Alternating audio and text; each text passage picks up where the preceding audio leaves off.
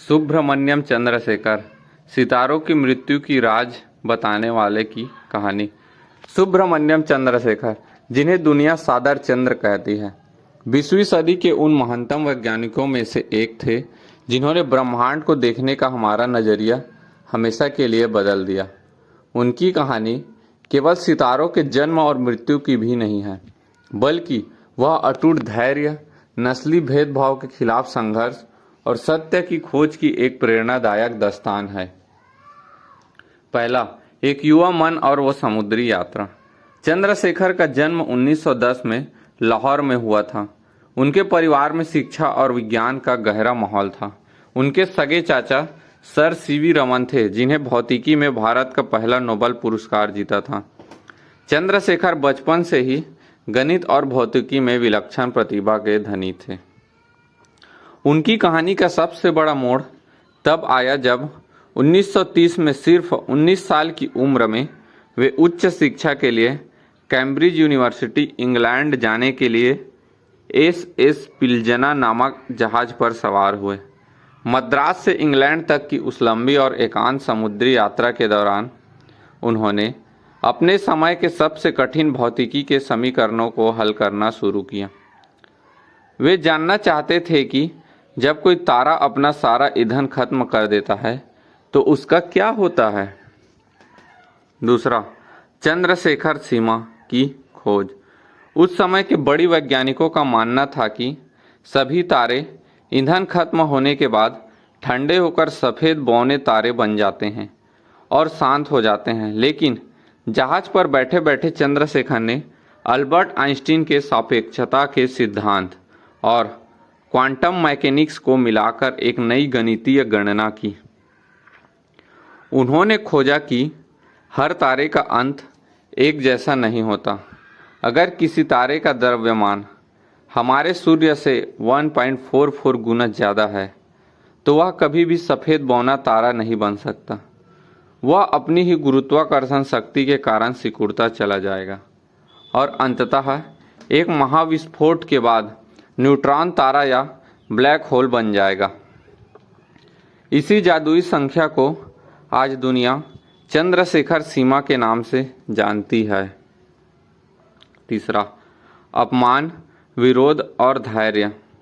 1935 में चंद्रशेखर ने अपनी इस क्रांतिकारी खोज को लंदन की रॉयल एस्ट्रोनॉमिकल सोसाइटी में दुनिया के सामने रखा, लेकिन वहाँ उनके साथ जो हुआ उसने उन्हें झकझोर कर रख दिया।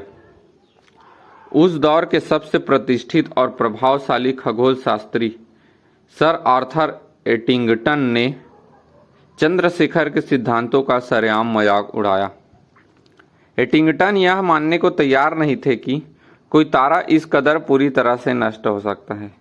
एक युवा भारतीय वैज्ञानिक के लिए इतने बड़े ब्रिटिश वैज्ञानिकों का विरोध झेलना बेहद निराशाजनक था। एटिंगटन के प्रभाव के कारण बाकी वैज्ञानिकों ने भी चंद्र का साथ नहीं दिया, लेकिन चंद्रशेखर ने हार नहीं मानी। उन्होंने विवादों में पड़ने के बजाय गरिमा बनाए रखी और चुपचाप अपने काम में लगे रहे। उन्होंने बाद में कहा था, मैंने खुद से कहा है कि सच को सामने आने में समय लग सकता है, लेकिन वह आएगा जरूर। चौथा, अमेरिका का सफ़र और नोबेल पुरस्कार। इंग्लैंड में अपनी खोज को सही सम्मान न मिलता देख चंद्रशेखर 1937 में अमेरिका चले गए और शिकागो यूनिवर्सिटी से जुड़ गए। वहाँ उन्होंने लगभग 50 सालों तक पढ़ाया और खगोल विज्ञान के कई अलग अलग क्षेत्रों जैसे तारों का वायुमंडल, ब्लैक होल की थ्योरी पर काम किया। वे एक अद्भुत शिक्षक थे। वे यार्कस वेधशाला में सिर्फ 2 छात्रों को पढ़ाने के लिए हर हफ्ते 150 मील कार चलाकर आते थे और आगे चलकर उन दोनों छात्रों सुंग दाओली और चेन निंग यांग ने भी नोबेल पुरस्कार जीता। समय बदला और विज्ञान आगे बढ़ा।